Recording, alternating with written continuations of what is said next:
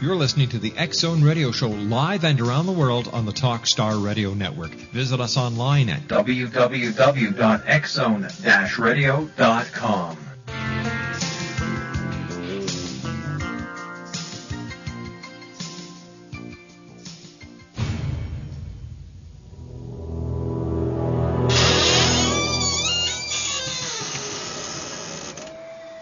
The X-Zone radio and TV show is largely an opinion talk show. All opinions, comments, or statements of fact expressed by Rob McConnell's guests are strictly their own and are not to be construed as those of the X-Zone radio and TV show or in any manner endorsed by Rob McConnell, REL-MAR McConnell Media Company, their advertisers, Talkstar Radio Network, or its affiliated stations and their employees.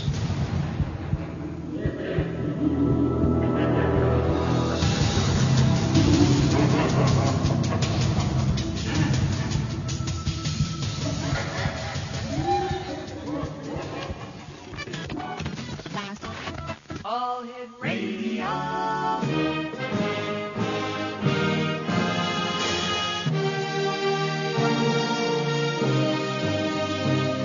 Welcome to the X-Zone, a place where fact is fiction and fiction is reality. Now, here's your host, Rob McConnell.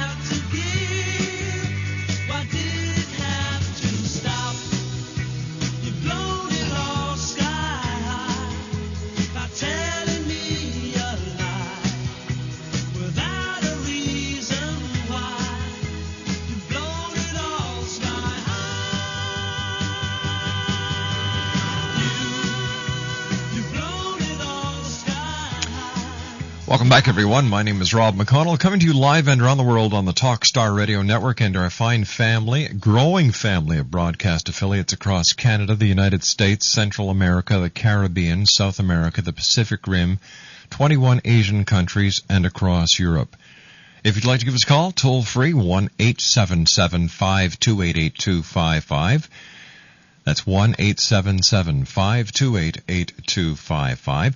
You can always send an email to xzone@talkstarradio.com, on MSN Messenger, talkstarradio@hotmail.com, and our websites, www.xzoneradio.com and www.xzonetv.com. An intriguing ad ran in the employment wanted section of a Toronto newspaper in February of 2001. This is what the ad said. Former marijuana smuggler. Having successfully completed a 10-year sentence, indictment-free, for importing 75 tons of marijuana into the United States, I am now seeking a legal and legitimate means to support myself and my family. Business experience. Owned and operated a successful fishing business, multi-vessel, 1 airplane, 1 island and processing facility, simultaneously owned and operated a fleet of tractor-trailer trucks conducting business in the western United States. During this time, I also participated in the executive level management of 120 people worldwide in a successful pot smuggling venue and revenue in excess of $100 million U.S. annually. Now, among the advertiser's references was the U.S. District Attorney who was responsible for his arrest in 1990 and who had reminded the trial judge that the offense could carry the death penalty. The ad made news around the world and also captured the resilient spirit of Brian O'Day, a remarkable man who, even in his darkest hours of addiction and criminality, never lost the love of family and friends. The O'Day family is well known in government and legal circles in Newfoundland. But the family's prominence could not protect their middle son for sexual abuse at the hands of priests. Brian became the black sheep and turned to drugs in his late teens for money, for the excitement, and for the escape from himself.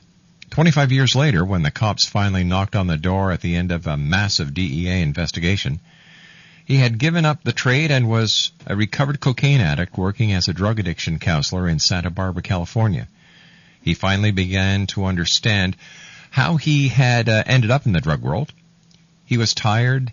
He was tried and sentenced to 10 years to be served at Terminal Island Federal Prison in Los Angeles Harbor. When I come back from this 2-minute commercial break, Brian O'Day is my special guest here. We're going to be talking about his book that is just sweeping the nation, entitled High. My name is Rob McConnell. This is the X Zone, live and around the world on the Talkstar Radio Network from our studios in Hamilton, Ontario, Canada. If you'd like to give us a call and speak with Brian, 1-877-528-8255. Now that is toll-free throughout the U.S., Canada, Alaska, and Hawaii at 1-877-528-8255. In 2 minutes, I return with Brian O'Day here on the X Zone, live from our studios in Hamilton, Ontario, Canada, on the Talkstar Radio Network.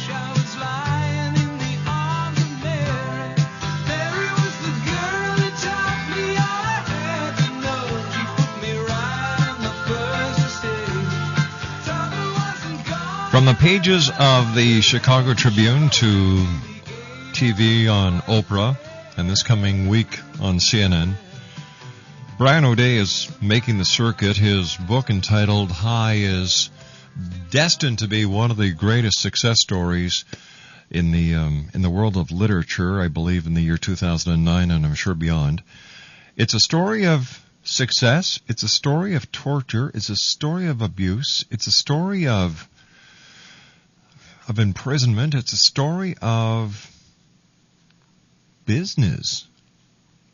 It's a story that only one man can really tell, and that's my guest this hour, Brian O'Day. Brian, always great talking to you. Thank you very much for joining us, and congratulations on your book and the wonderful work that you're doing. Thanks, Rob. It's great to be with you, and it's great to talk with you once again. Tell me, Brian, in the prologue to your book, you tell a story about your first day at Catholic boys' school. How do you think that this event affected you as a little boy? Well, it affected me as a little boy, and it affected me as a middle boy. It affected me as a young man and as an adult. And it's impacted the entire direction and thrust of my life. And this is how that works. When I was 11, I was abused by a Christian brother at my school. And that went on for a couple of years, and I was raised a Catholic. Mm-hmm. And so as a Catholic, we were taught that to entertain a thought of sex beyond its coming and going, to linger on it for even a moment, was a mortal sin, punishable by eternity in hell. And so after that incident, I came out of that brother's office begging God not to kill me, because, you see, I knew then that God was going to kill me and put me in hell forever. Oh, my gosh. And so this 11-year-old boy began a negotiation with this frightening God for years in the hope that he wouldn't be swept up and put to hell. And so, you know, I tell kids when I speak to kids in school, which I do so often on the consequences of choice, that the worst thing that happened that day was actually not what happened, but what did not happen.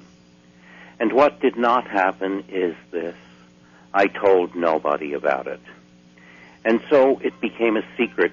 And, you know, I've been to a lot of meetings where I'm told that I'm as sick as the secrets I keep.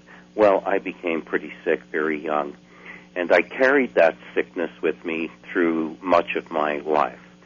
And secrets are islands. They isolate one. And in order to stay isolated, one has to build lies around those secrets to keep them intact. Those lies act as walls that keep one imprisoned in the lie. And so consequently, one becomes a people pleaser and a chameleon and becomes what one thinks you want me to be is what I became. And so in that God negotiating mind, it was a horrible place to be. And for a person like that, when that person discovers there are things that can actually alter one's consciousness, take one out of that mind, then one's very ripe for that, and I was very ripe for that. And I became a drug addict and an alcoholic simply because the moment I existed in was not the right moment. I was always looking for another moment. Drugs and alcohol provide that. And when I say drugs and alcohol, I'm including tobacco in that as well. And if people don't think that tobacco has anything to do with feeling, then stop smoking for a minute if you smoke and tell me how you feel when you want one. It's a mind-altering substance, and it's a consciousness-altering substance. And it's a horrible substance as well. Brian, you know, you describe in your book how the DEA came to your house, and ultimately you were sent to Terminal Island. When you were in Terminal Island after your trial and the arrest with the DEA, how did you feel about that little 11-year-old boy? Well, it was just before, a couple of years before I ended up in Terminal Island, that I actually got to reacquaint myself with that 11-year-old boy. When I got sober, I had a heart attack on the eve of my 40th birthday, August 31st, 1988, from a coke overdose. My first sober day was my 40th birthday, and I'm delighted to say that I have not needed to do coke since that day. And good for you, pal. Thank you. So, but I must thank everybody else who's participated in my sobriety. But that, so in getting sober, I did a tracking of my life. I looked back to see where I came from and how did I end up where I was. And the track led right to there. It led to that moment, to that time, to that incident. And while I don't blame the individual because that individual was sick in his own way, that incident was the delineating factor that put me on a tangent off my track. And so it took me quite a while. It took 29 years for me to get to be reacquainted with that boy. And so by the time I got to go to Terminal Island, I'd done quite a bit of self-work. And so I got there, I was only frightened of what I had seen on television about American prisons.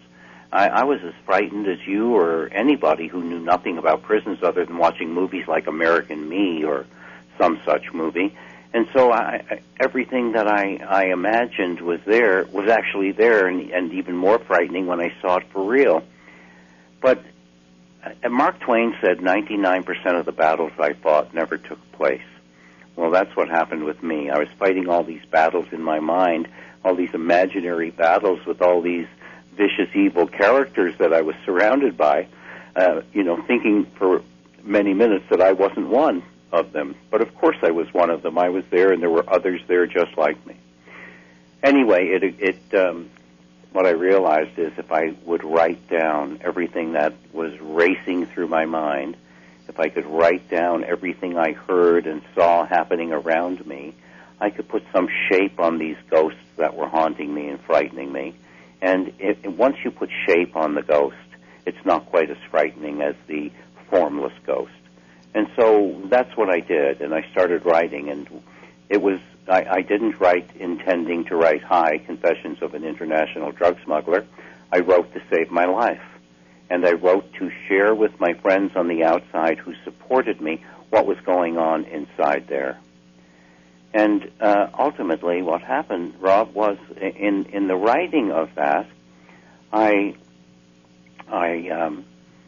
decided to track my life and to lay out in a chronological order stories from my life that I thought resulted in my having that prison as my address.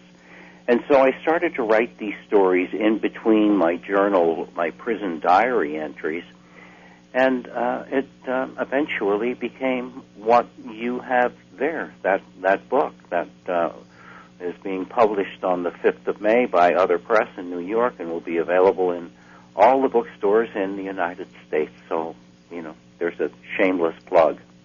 It's nothing shameless, friend. Nothing shameless there at all. Tell me, Brian, what inspired you to put that ad in the Toronto newspaper that I read to the Exo Nation when we started this segment? A good kick in the ass, excuse me. My wife, one day, we'd been struggling in that 2001, and what little money I had lost in various deals on the market and the stock market. And one day my wife said to me, "Brian, you have got to get a job." And I said, "Susanna, who is going to hire me?" And I have no experience in the real world. All my adult experience was in the dope world. It's in the pot smuggling business primarily. And she said, "Do you mean to tell me that you managed to pull off importing 75 tons of pot from Southeast Asia with a group of other guys, not get caught while the DEA was watching what you were doing, and still pull it off, and you don't have any transferable skills? I don't believe it for a minute. Why don't you sit down and write out what you think you're able to bring to anything that you would want to do?" So I said, okay. So I sat down and wrote what basically became that ad. And as I looked at it, I said to Susanna, "Yeah, I'm going to rush right over to Bear Stearns and get a job as a broker with them with this resume." We had a chuckle about that. But it occurred to me right then and there, in an instant, to put it in the newspaper and put it in as a help wanted thing. So I thought it was a great idea, so I phoned a national newspaper in Canada called the Globe and Mail, and I said, "I have an ad. I'd like to run it on page 3. I think that phone is going to die. Excuse me. Sure. I'd like to run it on page 3, and I'm wondering if you would do it for me. It's going to be 2 inches deep by 5 inches across." And they said, "Sure." So I alerted them to the content of the ad. Well, when I told them what was going to be in the ad, they said, "Oh, well, we'll call you back." So a couple of hours later, they called me back and said, "We're sorry, but we won't be able to run that."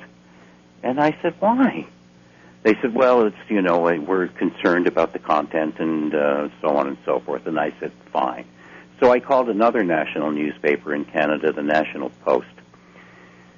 And I didn't tell them about the content of the ad. I said, "I want to run an ad on page 3, and can I fax you in the copy?" And they said, "Sure, that'll be $1,300. And I said, "Okay, send me back the blue line, and I'll send you a check." So I sent the ad in, and about an hour later, I get a phone call from the National Post. And they say, "That's an interesting ad, which we would be glad to run, but we suggest that you run it in the classified section." Brian, stand by. We've got to take the news at the bottom of the hour. Brian O'Day is our very special guest. www.brianoday.com. We'll be back on the other side of this break and the news as the X Zone continues live and around the world right here on Talkstar. Don't go away. If you currently have a short-term fixed-rate home mortgage, you do need to listen to this. The mortgage industry is rapidly changing, and no one knows that better than your friends in the money business, Prime Pacific Capital. Every day, new guidelines are making it more and more difficult for homeowners to refinance the current mortgage. Don't get caught with the high interest rate and increased payments once that loan automatically adjusts. Interest rates are still low. Call Prime Pacific Capital today and refinance into a long-term, low-rate fixed mortgage. No matter what your credit situation or what state you live in, Prime Pacific Capital will work to secure a new loan for you. Don't count yourself out until you give us a call. A loan specialist is standing by to assist you with your free consultation. Make that call today. 1-866-464-1800. 1-866-464-1800. Call Prime Pacific Capital at 1-866-464-1800.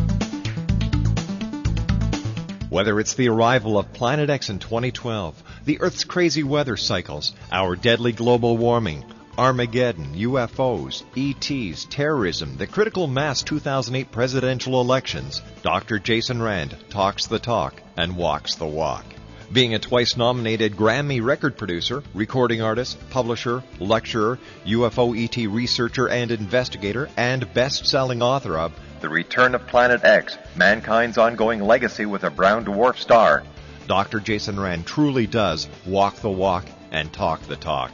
For more information on Dr. Jason Rand or to order The Return of Planet X, visit his website at www.returnofplanet-x.com or call 901-336-9660. And where will you be in the year 2012? You're listening to the X-Zone Radio Show live and around the world on the Talkstar Radio Network. Visit us online at www.xzone-radio.com.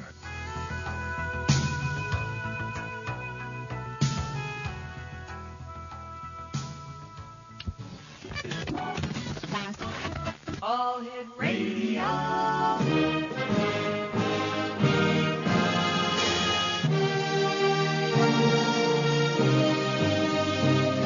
Welcome to the X-Zone, a place where fact is fiction and fiction is reality. Now, here's your host, Rob McConnell. Bring the wind to carry me over, lead me home to my town. Tell me when that breeze is blowing, taking me home to my town.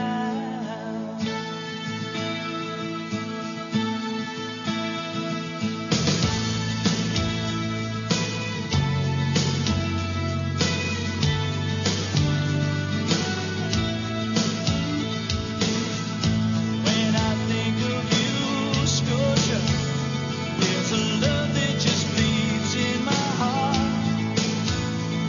In my childhood days, we went our different ways, but you knew that we'd never part. Now I'm all alone, and you're calling me home.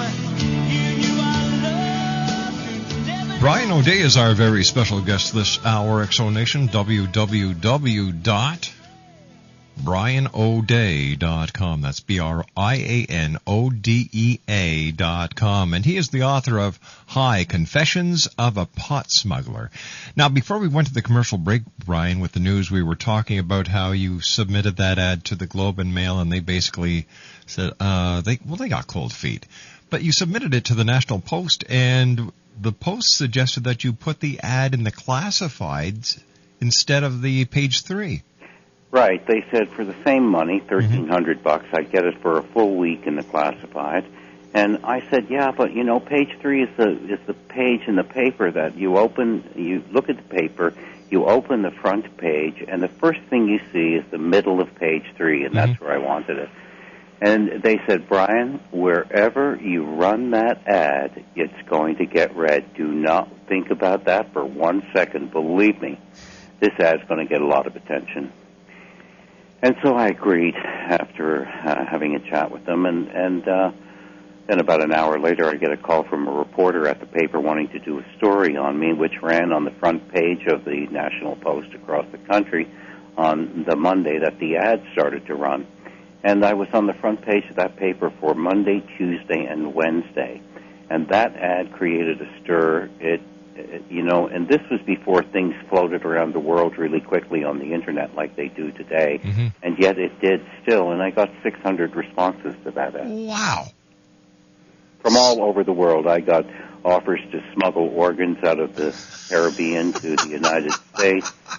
I got offers to smuggle dope. I got, probably 30 or 40 law enforcement agencies wanting me to come work for them. And on and on. And through it all, I was a guest on a late-night talk show on television. I met a guy, and through that guy, I met another guy. And within a matter of a couple of months, I was producing a television show called Creepy Canada, which is now all around the world as a show called Creepy. Yeah, I've heard about it. Yeah, I guess you have. You were a big part of it, as a matter of fact, if I may say so. Oh, thanks, buddy. So when did you decide to write the book? And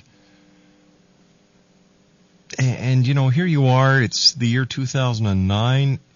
This book is going to be released in May again. You've been on Oprah. You've done. I started doing research on on your book earlier tonight, and I found Chicago. I found it's all over the place. You're causing quite a stir. It is. I haven't been on Oprah yet, but we're working on that right now. Oh, I'm sorry. But that's okay. From your mouth to God's ear. Yeah, right. It is. It's my American publishers are doing an exceptionally incredible job in getting the word out there. My publisher, Other Press, and the woman who owns it, Judith Gurevich, she has put so much behind me, Rob. I'm honored and I'm challenged. And she's got two independent freelance publicists and marketers working on it, and an in-house publicist. The CEO of the company, Ellen Van Ook, is working on it. It just seems like full-time. I wonder, gosh, do they have other books they're publishing? Because they're sure paying a huge amount of attention to me. And through that attention, I've been getting incredible response. And I just got word today, actually, that the Random House, who distributes Other Press's titles, has put me in a catalog that they send to freshmen at all the universities in the country as a recommended read for this year. So we're expecting to get a wonderful response from that. And, I've got an editorial running in the Los Angeles Times next week. In the New York Post before the 5th of May, I'll have an editorial in there as well. And it just keeps coming. Entertainment Tonight looks like they're interested. Tell me, Brian, did you ever think it would take off like this? Well, I just want to make a living, Rob, and I in my wildest dreams it should take off. But in my normal everyday living with my beautiful family, I just, like every other person, my concern is to be able to support them. And anything after that, I've normally given it away. So I don't see that that's going to change much to my wife's chagrin. But my plan is just to make a living, and I hope I'm able to do so through that and through films that I make and television shows that I'm producing. Are you going to be turning your book into a TV show? I'm into a film and a documentary. I've just finished the script with a young man named Kaylee Wilson who did the bulk of the writing, but I wrote it with him. And we hope to shoot a feature film next year. I'm getting interest from people in Los Angeles now, and who knows what's going to happen in the next couple of months as the book starts to make a lot of noise.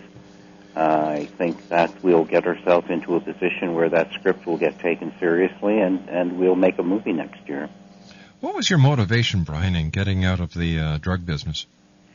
I had a heart attack from a coke overdose. Ooh. And at this point, I wasn't selling drugs anymore. It had been a year since I'd been in the business per se, but I had a lot of money and not enough brains and a big habit. And in that, I knocked myself out on the floor. And while I was out, I recollect this.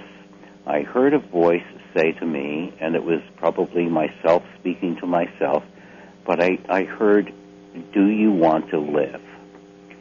And my answer to that was, yes, I did.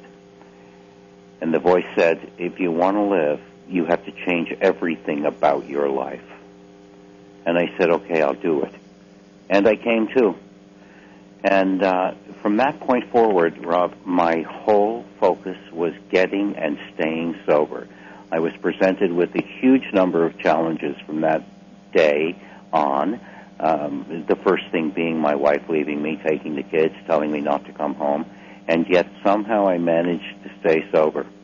And regardless what was going on, regardless what was falling apart, regardless of the cops knocking on the door and threatening me with 30 to life, I wanted to stay sober more than anything else. And so I was blessed with that, buddy. That was a gift from the universe to me, was that desire to stay sober. Somehow I managed to do so. And, my life just keeps getting better and better and better. The only problem in my life today is me. Of course, that's probably been the way most of my life. You've done so much over your life. You've done a concert in Jamaica. You've had hair products, dinosaur bones. Yeah. Yeah. Why? How did you get into all these different entrepreneurial endeavors? I was just trying to make a living, I guess, and I'm a person who had difficulty working for other people. Mm-hmm. And so when you have difficulty working for other people and you don't have any particular talent per se, but you're fairly bright, if I may say so, then one looks for things to do. And ideas come to me. Mm-hmm. For example, I met a guy who came from Utah one day. Let's talk about the dinosaur bone. That's an odd business. I met a guy who came from Utah one day when I was in California, and he had the most beautiful agatized dinosaur bone that he had made into jewelry that was just spectacular. So my friend and I were thinking, and he had a lot of raw bone, and he said, this is all over the ground out in Colorado and in Utah. In the Morrison Formation of the Colorado Plateau is actually where most of it was. And you could just walk around and pick up dinosaur bone everywhere. So my buddy and I were talking one day, and I said, you know what? This is the pet rock of the 80s. We could take little chunks of this dinosaur bone, embed it in a piece of lucite that looks like a pyramid, and sell it through National Geographic as real, authentic dinosaur bone provided for everybody. And people give a donation of $25 or $50 to the National Geographic Society, and they would get this. And so we were working this out with National Geo. I had 30 tons of it that I'd gathered up in my driveway. 30 tons? 30 tons, yeah. I 75 tons of pot, 30 tons of dinosaur bone. I'm a guy who goes in for tonnage. So in the midst of this thing, I needed money to do this. I needed $200,000 to develop the molds, to produce a bunch of them, and to make them available for National Geo. So I went to some friends of mine who were pot dealers. And while talking to them about that, an opportunity for that one last pot deal came up. And I couldn't resist it, Rob. I went for it and put the dinosaur bones down. They're still in my driveway in California. And I went off and did this 75 tons of pot that we pulled off, but, eventually got indicted for a couple of years later. I understand, Brian, that you brought in the 2 largest pot shipments into the United States in history. So they say. Certainly, that they know about anyway. Tell me, speaking about the drug situation now, as someone who was in the into the importing of drugs, how do you see the problems between the United States and Mexico being solved? Legalizing drugs. Drugs are the currency of illicit gang activities. Drugs are their money. Drugs are their currency. Drugs are traded for guns. All the guns that are being shot in Mexico and Canada come from the United States, I'm sorry to say. And these gangs operate only because they have currency, and that currency is drugs. Listen, Rob, I've never met, and I work with people who want to be sober every day. As a matter of fact, before this show tonight, I spent 3 hours outside a guy's house who was in there smoking crack and wouldn't let me in. I kept texting him, open the door, I'm freezing out here, let me in. And he kept texting me back, please go, please leave, don't, go away. And I stayed there for 3 hours until I got that guy to come out. Now that's what I do. This guy is a television producer. This guy has everything going for him. He doesn't want to do this, but he can't help himself. Why? Because he's sick. We've got to stop treating these sick people like they're criminals. These people need help. They need medical help. And so our problem is we are treating sick individuals with the hammer of law enforcement. Of course it's not going to change anything. I've never met anybody who didn't do drugs because they were illegal.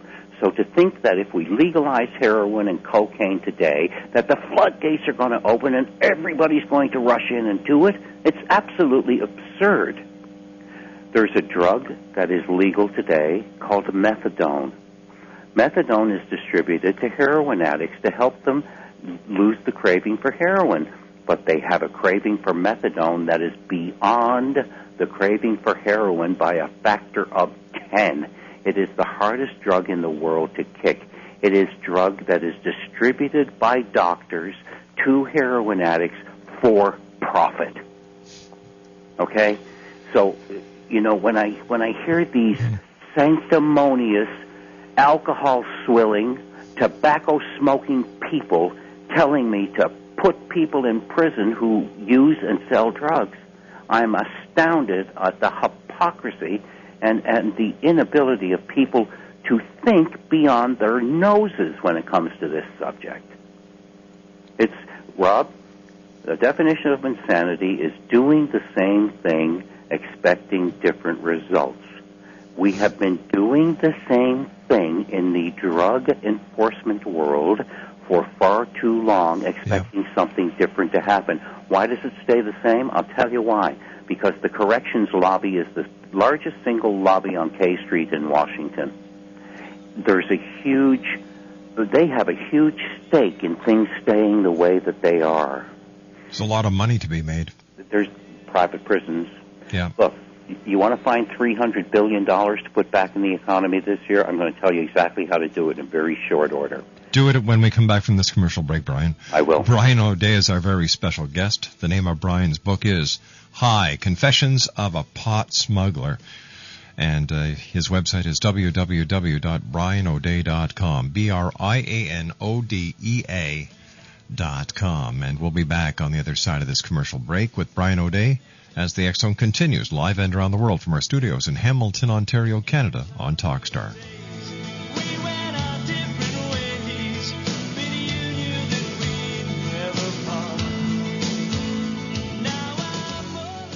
Life is busy enough without running around town to find a sale. If you pride yourself on being a smart shopper, you should know about a place that has raised the bar on smart shopping by cutting out the middleman. Direct Buy sells virtually anything for the home or office at manufacturer direct prices. Whether you're updating your current home or building a new one, Direct Buy can save you the thousands of dollars that traditional retailers use to pad their prices. Buy direct from over 700 top manufacturers at 30, 40, even 50% off the best retail prices on almost everything you need. Whatever it is you're shopping for, appliances, cabinets, flooring, windows, and more, every time you buy, you're going to get the best quality at the best price with Direct Buy. But you have to become a member.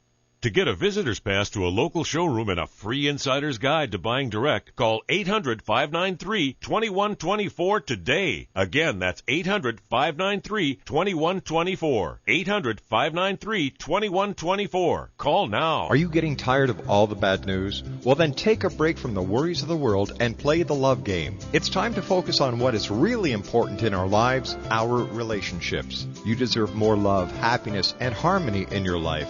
Synchro Hearts is the new hot relationship game that guarantees more love, laughter, and romance for you and your partner. It's not a sex game, it's a love game based on all the important relationship stuff like better communication, more intimacy, and lots of fun and excitement. Great intimacy is just one of the benefits of playing Synchro Hearts.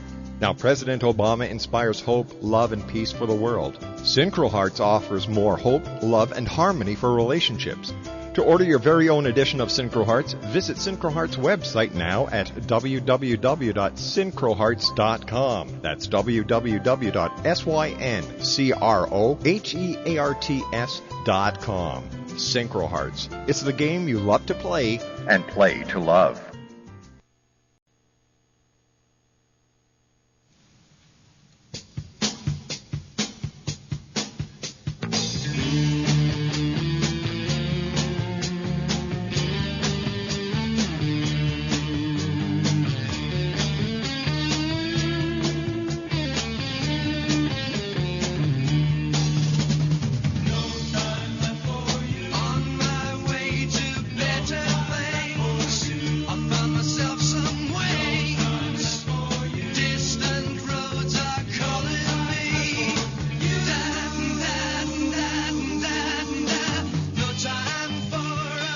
Welcome back, everyone. I'd like to take this opportunity of thanking all our guests tonight. Doug Elwell and I discussed Ireland in Mysterious Worlds.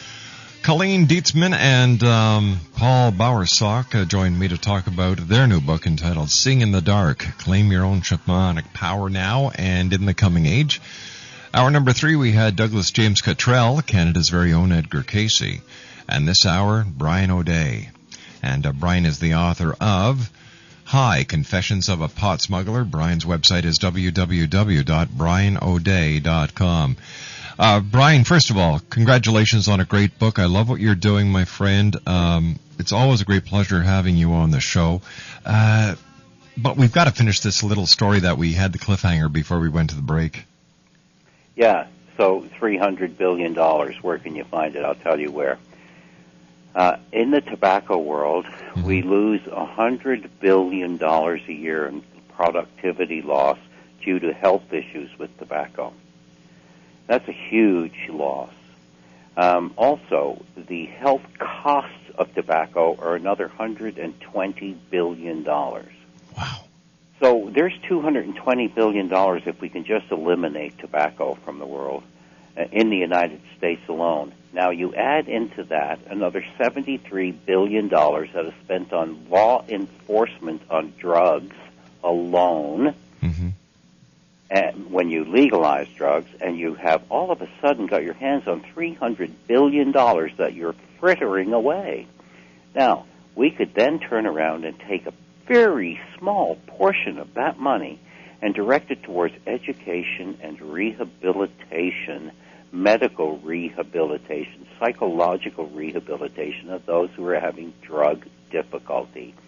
And I'm telling you, it would be a different world, a world where gangs don't control the neighborhoods near where I live, a world where gangs don't control the borders in our countries, in Mexico, in the United States, in Canada, a world where gangs are their currency has been stripped from them. That's the world I want to live in, Rob. It's because of people like you, your book, your experience, and the warnings that you're giving the public, Brian, that I'm sure one day that is the world that we will all live in. I hope so. Thank you. From your mouth to God's ear. Brian, your book comes out in May. I'd love to have you back on in the middle of May so we can do an update. And if there's anything we can do for you here, my friend, just give me a call. Thank you so much, Rob. It's always great being with you, buddy. I love you. You're a wonderful guy, and your perseverance, and it's just so great to see you doing it and doing well. Well, I've had people like you teach me how. Yeah, right. Thanks, Rob. Take care, Brian. See you Brian O'Day, www.brianoday.com. I had the great pleasure of working with Brian. He was the executive producer for the Creepy Canada series that is still on Discovery, OLN, and channels around the world. So he started it all. He was Creepy Canada was before all the other paranormal shows, and it was Brian's vision. That's it for tonight, everyone. I'd like to take this opportunity of also thanking my producer at Master Control, Melanie. Thanks, Mel, for keeping us up on those 4 big satellites in the sky, Galaxy 4R, Telstar 7, Aglia 2, and on G3, and, of course, on TalkStarRadio.com, streaming audio. To my wife and senior producer, the lovely Laura Rogers, thank you, sweetheart. To my daughter, Stephanie, our segment producer, thanks, Steffi. And to Rob in Scarborough, thanks, partner, for keeping everybody in hand and in tow and in check at XZoneTV.com. I'll be back tomorrow night at 10 o'clock, and as I always say, take care of each other. And until tomorrow night, always keep your eyes to the sky and your heart to the light. Good night, everyone. Take care.